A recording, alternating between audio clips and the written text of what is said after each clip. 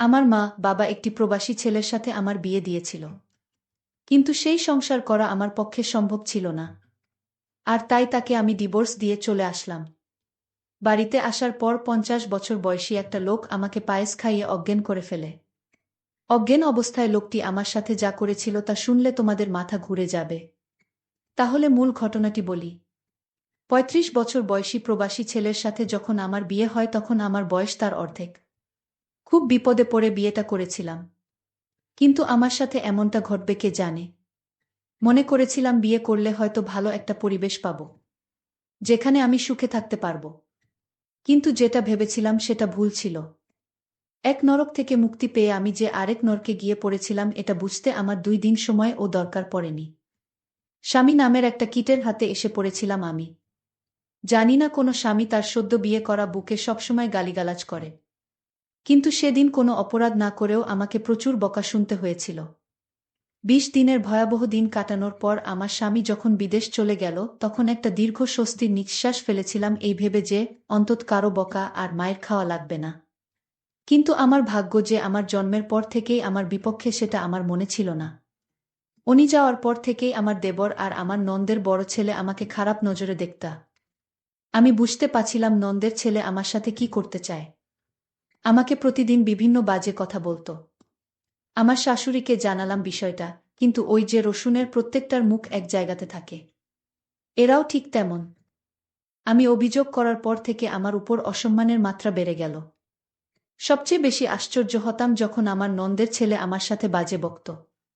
শাশুড়িকে জানানোর পর যখন কোনো কাজ হলো না সিদ্ধান্ত নিলাম আমার স্বামীকে বিষয়টা জানাবো। কিন্তু সেটাও হলো না।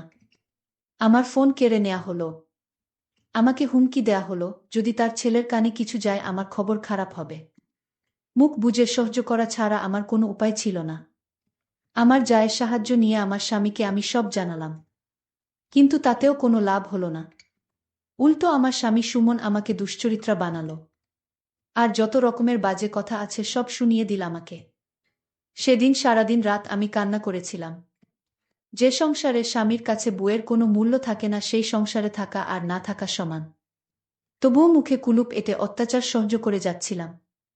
এর মাঝে আমি আমার বাবার বাড়ির বেড়াতে যেতে চাইলে আমার শাশুড়ি আমাকে বলল, তুমি যদি এই বাড়ি থেকে এক পা কোথাও যাও, তাহলে আমার ছেলেকে ডিভোর্স দিয়ে যেতে হবে। আমার পায়ের তলা থেকে মাটি সরে গিয়েছিল আমার শাশুড়ির কথা শুনে। বাপের বাড়ি যাওয়ার সাথে যে ডিভোর্সের সম্পর্ক আছে সেটা আমি প্রথম ওই বাড়ি থেকেই দেখেছিলাম। এভাবে 6 মাস কেটে যায়। এর মাঝে আমার বাবা, বড়ভাই বা সৎ মা কেউ আমাকে একটাবারের জন্যও দেখতে যায়নি। আমার স্বামী মালয়েশিয়া থেকে বাড়িতে আসার সাথে সাথে আমাকে ডিভোর্স দিতে নিয়ে যাওয়া হয়। উনি আমার একটা কথাও শোনেনি। ওর মায়ের কথা শুনেই আমাকে ডিভোর্স দিতে নিয়ে যায়। আমার স্বাক্ষর হবার পর আমাকে বলে, এবার কোথায় যাবি যা। আমার মোবাইল, কিছু টাকা, গহনাসহ যাবতীয় কিছু রেখে দেয় ওরা। শুধু স্যান্ডেল পায়ে সেদিন ওই বাড়িকে পর করে চলে এসেছিলাম। আর বারবার আল্লাহর কাছে বলেছিলাম, আল্লাহ আর কোনো মেয়ের সাথে যেন এমনটা না হয়। বিয়ের সময় ভেবেছিলাম কষ্ট হয়তোবা বিদায় করে দিয়ে বাপের বাড়ি থেকে চলে গেলাম, কিন্তু অভাগীর দিকে কষ্ট বারবার ফিরে তাকায়, তার পিছু ছাড়তে চায় না। তা না হলে কি আর আরও বেশি কষ্ট নিয়ে আবার বাবার বাড়ি ফেরত আসি। বাড়িতে ঢুকে যার সাথেই দেখা হয় সেই আমাকে অচেনা লোক মনে করে এড়িয়ে চলতে শুরু করে। একমাত্র আমার চাচি আমাকে জড়িয়ে ধরে কান্না করে আর আমাকে মেন্টালি সাপোর্ট করে। কিন্তু যাদের সাপোর্ট দরকার তারা যদি না করে তাহলে কি আর কষ্ট কমে? আমার ভাবির কাছে গেলাম, সে আমাকে বলল ভাইয়ের কাছে গিয়ে ক্ষমা চাইতে। মনে অনেক সাহস সঞ্চয় করে বড় ভাইয়ের কাছে একটু ছায়া খোঁজার আশায় গেলাম। কিন্তু সেই ভাই আমাকে সেই দিন মারছিল আর গালি দিচ্ছিল। ভাবি গর্ভবতী ছিল, আমাকে ঠেকাতে গিয়ে সেও ভাইয়ের হাতে মার খেয়েছিল। ভাই শুধু বলতেছিল সব দোষ নাকি আমার। কিন্তু কেউ একটাবার বুঝতে চায় নাই যে আমার সংসার ভাঙাতে আমার কোনো দোষ নাই। আবার সেই উঠতে বসতে সৎ মায়ের খোঁচা, ভাইয়ের দুর্ব্যবহার, আব্বার মুখ গোমরা করে থাকা। মোটের উপর সবকিছুকে জাহান্নামের আগুনের মতো মনে হচ্ছিল। আমি যদি 2 দিন না খেয়েও থাকতাম কেউ এসে খাইয়ে দিয়ে যাওয়া তো দূরের কথা, এসে জিজ্ঞাসাও করত না আমি খেয়েছি কিনা। শুধু আমার ছোট চাচি এসে আমাকে খাইয়ে দিয়ে যেত। তবুও সবসময় আসতে পারত না, আর ভাবি ভাইয়ের কথার বাইরে আসতে পারত না। সিদ্ধান্ত নিলাম বাড়ি থেকে দূরে কোথাও চলে যাব, যেখানে আমার কেউ নেই, পরিচিত কেউ নেই।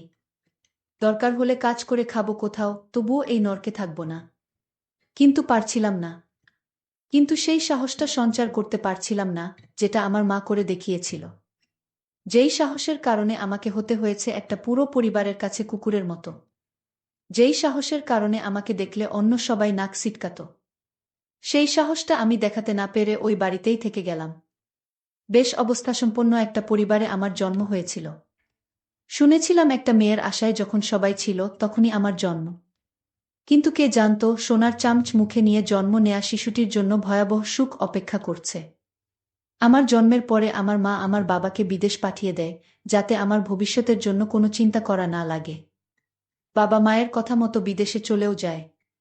আর মা এদিকে বাবার অগোচরে একটা ব্যাংকে চাকরি নেয়। কিন্তু এটা আমার বাড়ির আশেপাশের কারো চোখে সহ্য হয়নি। এমনকি আমার মেজ কাকুরও না। আমার বাবাকে মায়ের চাকুরির ব্যাপারে সবকিছু বলে দেয়। আর সেই দিনই ফোন দিয়ে বাবা মায়ের সাথে প্রচুর ঝগড়া করে এবং মাকে চাকুরি ছাড়তে এক প্রকার বাধ্য করে।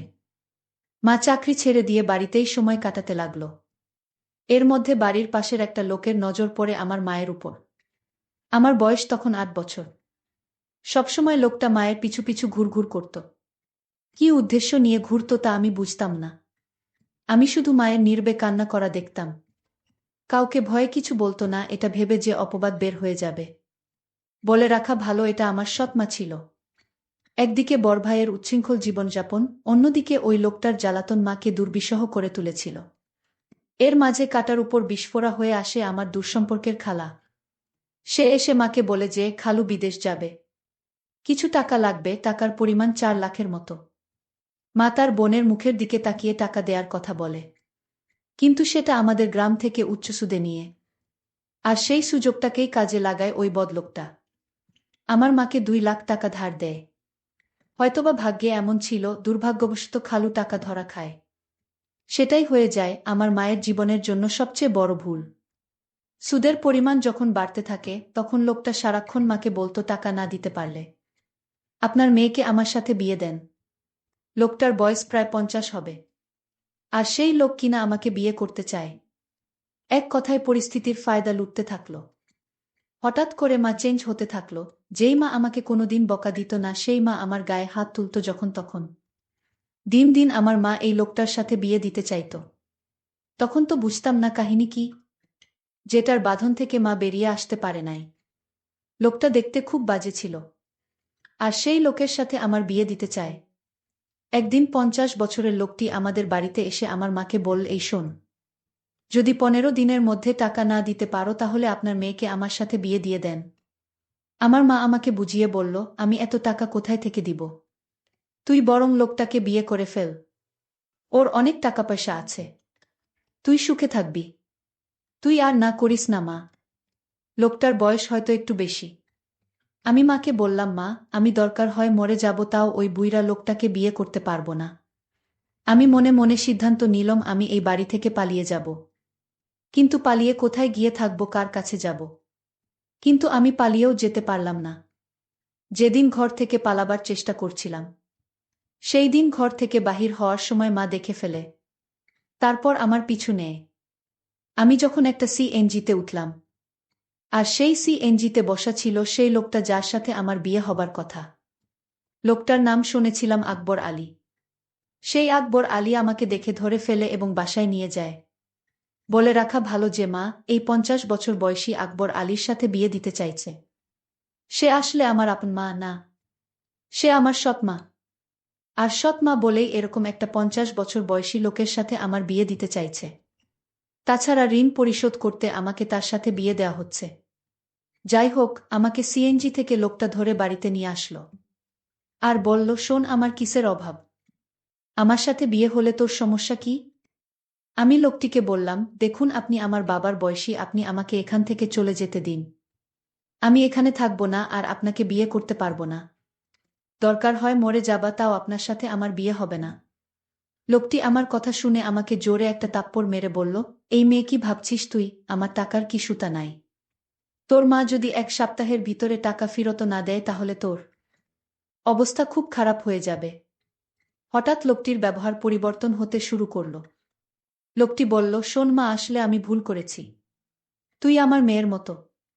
আজ যদি আমার একটা মেয়ে থাকতো তাহলে আমি কি এরকম একটি লোকের হাতে তুলে দিতে পারতাম? লোকটির পরিবর্তন দেখে আমার মনের ভিতর সন্দেহর সৃষ্টি হলো। লোকটি হঠাৎ এরকম পরিবর্তন হলো কেন? এই বিষয়টা নিয়ে আমি অনেক চিন্তিত হলাম। লোকটি আমার জন্য নিজ হাতে রান্না করে আমার জন্য খাবার নিয়ে এলো। আমি বললাম, আমি খাবো না। আমাকে এখান থেকে যেতে দিন।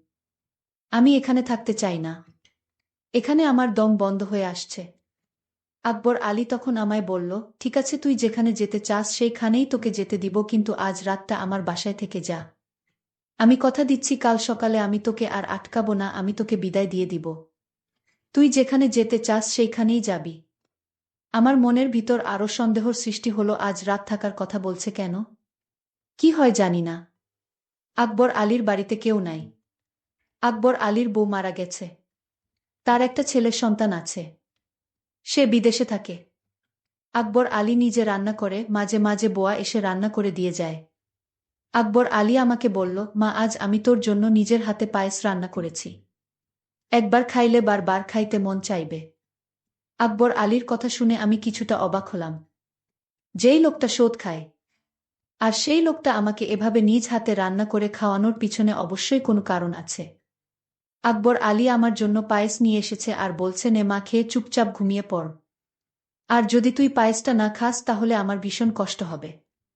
খেয়ে নে মা, আমি কথা দিলাম কাল তুই যেখানে যেতে চাইবি ঠিক সেইখানে আমি তোকে দিয়ে আসব।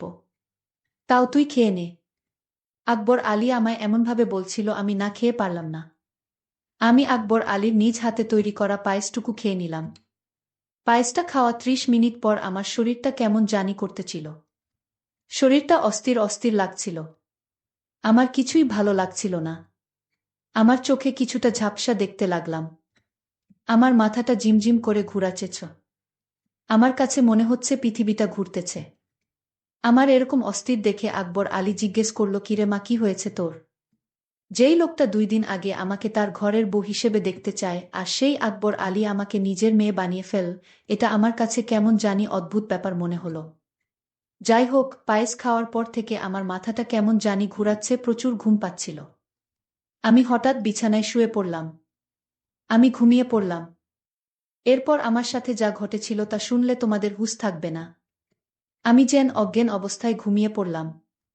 আমার কোন হুঁশ ছিল না। তারপর আকবর আলী আস্তে করে আমার রুমে আসলো আর আমার বিছানায় বসল। আকবর আলী এক অদ্ভুত আচরণ করল ঘুমের ঘরে। আমি স্বপ্নে দেখতে লাগলাম আকবর আলী আমার কাছে আসছে। আর আকবর আলীর হাতে বিশাল বড় একটা হাতুড়ি দিয়ে আমাকে মারতে আসলো। আর এই স্বপ্ন দেখে আমি বিছানা থেকে লাফ দিয়ে উঠে পড়লাম। উঠে দেখি রুমে কেউ নাই, তবে আমাকে কেমন জানি এলোমেলো লাগছে। মনে হচ্ছে আমার ঘরে কেউ আসছিল। আমি বিছানায় একটা ঘড়ি দেখতে পেলাম। আর সেই ঘড়িটি আকবর আলীর হাতে ছিল। আমি ভালো করে লক্ষ্য করলাম এটা আকবর আলীর হাতে ছিল। কিন্তু দরজা তো ভিতর থেকে লক করা, তাহলে আমার রুমে কেউ ছিল না। তাহলে আমি কি বাজে স্বপ্ন দেখছি? আর সেই স্বপ্নে আমার ঘুম ভেঙে গেল। আকবর আলী আমার রুমে না আসলে তাহলে কে আমার রুমে আসলো? আর ঘড়িটি তো আকবর আলীর। তাহলে আকবর আলী কি আমার রুমে এসেছিল? আমি রুম থেকে বের হয়ে দেখলাম আকবর আলী নামাজ পড়তে লাগল। আমি আকবর আলীকে দেখি ভীষণ অবাক হলাম। আমি দাঁড়িয়ে থেকে তার নামাজ দেখলাম। নামাজ শেষে হলে আমি তার কাছে গেলাম এবং বললাম, দেখুন, আজ রাতে আমার রুমে কে আসছিল আমি বুঝতে পারছি না। তারপর আকবর আলী বলল, আরে বোকা মেয়ে, তোমার রুমে আবার কে আসবে? তুমি হয়তো দুঃস্বপ্ন দেখছ। তাহলে আমার বিছানায় আপনার ঘড়ি কি করে এলো? কই, ঘড়ি তো আমার হাতে, তাহলে এটা কার ঘড়ি? ও বুঝেছি মা, আমার ছেলে ২টা একরকম ঘড়ি নিয়ে আসছিল বিদেশ থেকে। আর তুমি যে রুমে থেকেছ সেই রুমে আমার ছেলে থাকতো, সে হয়তো ভুল করে ঘড়িটা ফেলে রেখে চলে গেল। আচ্ছা মা, আমি তোমার জন্য একজন পাত্র ঠিক করেছি। আমি তোমাকে তার সাথে তোমাকে বিয়ে দিব।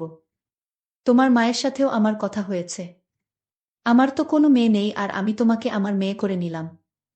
আর তুমি গতকাল রাতে যা দেখছো সবই দুঃস্বপ্ন মা। তারপর আকবর আলী আর আমার মা আমার জন্য সেই সুমন ছেলেটিকে নির্ধারণ করল। আমি আকবর আলীকে বাবা বলে ডাকলাম, বাবা, আসলে আমি তোমাকে ভুল বুঝেছিলাম। তোমার মতো এমন মানুষ এ যুগে পাওয়া বড়ই কঠিন। তারপর আকবর আলী বাবা আমার বিয়ের সমস্ত খরচ বহন করে আমাকে সুমনের সঙ্গে বিয়ে দিয়ে দিল। কিন্তু কথায় আছে না, অভাগীর কপালে কি আর সুখ সয়। আমি তাকেও ডিভোর্স দিয়ে চলে আসলাম। কারণ এই পরিবারটি ভালো ছিল না তাই। বাড়িতে আসার পর কেউ আমাকে আশ্রয় দেয়নি। তাই এখন ঢাকা শহরে নিজে চাকরি করে নিজের পেট চালাই। জানি না তারপর আমার কপালে কি হয়। আজকের গল্পটি এখানেই শেষ করলাম। যদি গল্পটি ভালো লাগে তাহলে চ্যানেলটি সাবস্ক্রাইব করে পাশে থাকবেন। ধন্যবাদ।